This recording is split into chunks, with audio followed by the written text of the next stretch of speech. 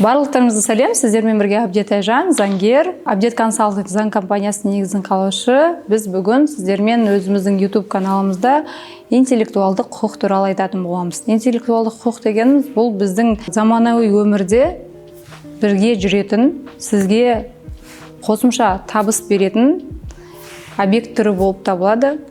Оның ішіне не кіреді? Интеллектуалдық құқықтың үш объектісі бар. Біріншісі тауарлық белгі, бренд, екіншісі авторлық құқық, үшіншісі патент. Бірінші товарный знак, тауарлық белгі, брендтен бастайық. Бұл үш ұғымның барлығы бірақ нәрсені білдіреді, ол сіздің компанияңыздың, бизнесіңіздің аты.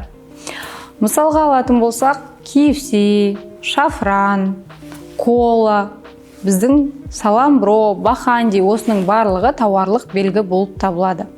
Тауарлық белгі дегеніміз ол сіздің логотипіңіз, компанияңыздың названиясы, оның ішінде логотипте орнатылған түстер, графический элементтер, осының барлығы сіздің тауарлық белгіңіз болып табылады, сіздің компанияңызбен ассоциация. Тауарлық белгі сізге қандай мүмкіндіктер береді? Біріншіден, сіздің конкурентіңіз сіздің атыңызды қолданып бизнес аша алмайды, тура сол нишада. Екіншіден, ашқан жағдайда сіз сотқа барып, одан компенсация ала аласыз. Ол заңмен сіздің тауарлық белгіңіз, компанияңыздың, брендіңіздің аты қорғалатын болады.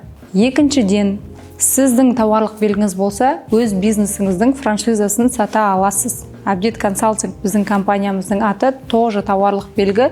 Біз өзіміздің алғашқы юркомпанияның франшизасын саттық. Франшиза арқылы сіз масштабқа шыға аласыз.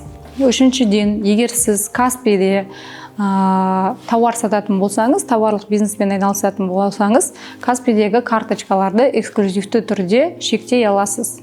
Мысалға, мен мынандай Лондон деген кітап сататын болсам, менің тауарлық белгім болса, мен Каспиде осы кітапты Лондон деген атпен тек қана мен сата аламын. То есть ол карточка жабық карточка болып табылады. Ал карточканы жабу үшін сіздің қолыңызда осы тауарлық белгінің сертификаты, охранный документі болу керек. Қандай сөздер тауарлық белгі ретінде қорғалмайды? Жалпыға ортақ сөздер. Ол қаланың аттары, мемлекеттің аттары, әртүрлі тарихи орындардың аттары. Екіншіден, жалпыға бірдей қолданылатын сөздер. Ол сөздер магазин, услуга, консалтинг, маркетинг, одежда, ремонт. Осы сияқты жалпыға ортақ сөздер ол заңмен қорғалмайды. Сіздің логотипіңіздің астында жазылып тұруы мүмкін, бірақ ол сөзді сіз басқа компанияларға қолдануға запрет жасай алмайсыз. Тауарлық белгі ол всегда эксклюзивный болу керек. Эксклюзивный деген жаңа KFC, Cola, оның ешқандай мағынасы болмаса да, ол бренд, эксклюзивті түрдегі бренд. Ал оның смыслын сіз өзіңіз ары қарай ұйымдастыра бересіз. Осындай сөздер не допускается тауарлық белгі ретінде, қалған эксклюзив сөздердің барлығы тауарлық белгі болып саналады. Тауарлық белгіні тіркеудің стандартты срогы ол 7-8 ай, ускоренный срогы 770 000 теңге. Ускоренный бойынша сіз 3 айда ала аласыз 770 000 теңге мемлекетке төлеп. Ал сіз стандартта түрде аламын десеңіз, сізге 7-8 ай көлемінде 100 000 теңгедей госпошна төлеу арқылы аласыз. Бұл процесс толықтай біз жүргіземіз, біз сізге бірінші очередь тексеріп береміз. Ол жақта ең үлкен риск. Сіз арзан бағаға табуыңыз мүмкін заңгерлерді, бірақ олар дұрыс тексермесе, сіз 7 ай күтіп, ең соңында охрана документінің орнына отказ алып қалуыңыз мүмкін. Сол себепті бұл жерде ключевой результат ол дұрыс тексеруден басталады. Біз Қазақстанның базасынан, мемлекеттік базадан, жеке базадан, сондай-ақ международный базадан, халықаралық базадан тексеріп сізге нақты ответін айтамыз. Өтпейтін болса, біз ашық өтпейді, осындай варианттар қарастырыңыз деп сізге рекомендация береміз. Бұл тауарлық белгі. Тауарлық белгі сондай-ақ франшизадан бөлек лицензионный договор арқылы партнеріңізға, басқа да адамдарға қолдануға беріп, ай сайын пассивный доход алып отырсаңыз болады. Екінші объект ол авторлық құқық. Авторлық құқық дегеніміз қандай объекттерге алынады? Бұл научный, творческий объекттерге, сондай-ақ IT сферадағы барлық мобильный приложенияларға, платформаларға, курстарға алуға болады.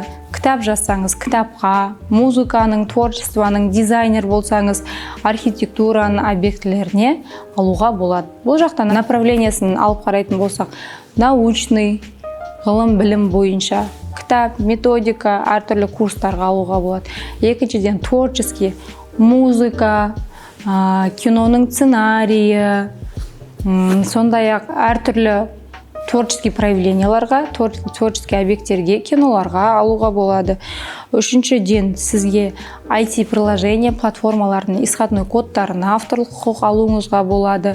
Сондай-ақ дизайнерлік жұмыстарға, интерьердің результаттарына, немесе суретшілердің жаңағы қағазға түсірген художественный жұмыстарға алуға болады. Авторлық құқықты алу тек қана 1-3 күн жұмыс уақытында аралықталады. Госпошлина қымбат емес, 18 000 теңгедей. И бұл сіздің тоже интеллектуалдық табысыңыз, капиталыңыз болып табылады. Үшінші түрі ол патент. Авторлық құқық бойынша сондай-ақ бұны да пассивный доход ретінде лицензионный договормен сіз қолдануға берсеңіз болады. Мысалы, Дос-Мұқасан киносында Дос-Мұқасанның өлеңін тыңдау үшін олар лицензионный договорға отырып, жаңа саундтрек ретінде қолданған үшін доход алады, пассивный доход. Мысалы, сіздің брендіңіз бар, Қонаев атындағы университет деп Қонаевтың атын қолдану үшін ол да бренд болып табылады. Егер Қонаев деген товардың знак ретінде тіркелген болса, олар да пассивный доходқа іліне алады, лицензионный договор арқылы. Енді интеллектуалдық құқықтың үшінші түрі. Интеллектуалдық құқықтың үшінші түрі ол патент. Патент дегеніміз ол инновационный, технический решенияларға көбінесе алынады. Патент бойынша бұл жақта патентный поверенный деген специалист жұмыс жасайды, юрист. Ол ең бірінші патент ретінде өтеді ма, өтпейді ма, соны қарау керек. Біз көбіміз ойлаймыз, идеяны патент деп алуға болады. Жоқ, идея қорғалмайды, идея емес, ол реализованный уже результат, твердый результат болса, соған патент алуға болады. Патенттің ішінде өзінің түрлері бар. Промышленный образец, полезный модель деген сияқты. Патент алу үшін сіздің инновационный, твердый результатыңыз болу керек. Мысалы, массажер аппарат жаңа тәсілде шығарылған.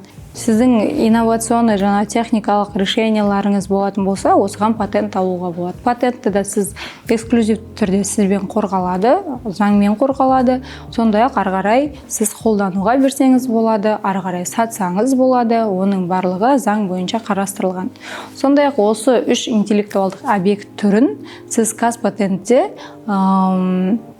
тіркелгеннен кейін декларация, ИПТО-сы бар адам декларация тапсырған кезде өзіңіздің капиталыңыз ретінде декларацияның формасында көрсетуге міндеттісіз. Егер сізде осы 3 түрлі объекті авторлық құқық товарный знак патент алу керек болса, біздің заңгерлерге жазыңыз, біз сізге толық консультация өткізіп, товарный знагыңызды тексеріп береміз. Ары қарай сопровождение договор керек болса жасаймыз. Біздің каналға жазып, видеоларға кері байланыс беріңіздер.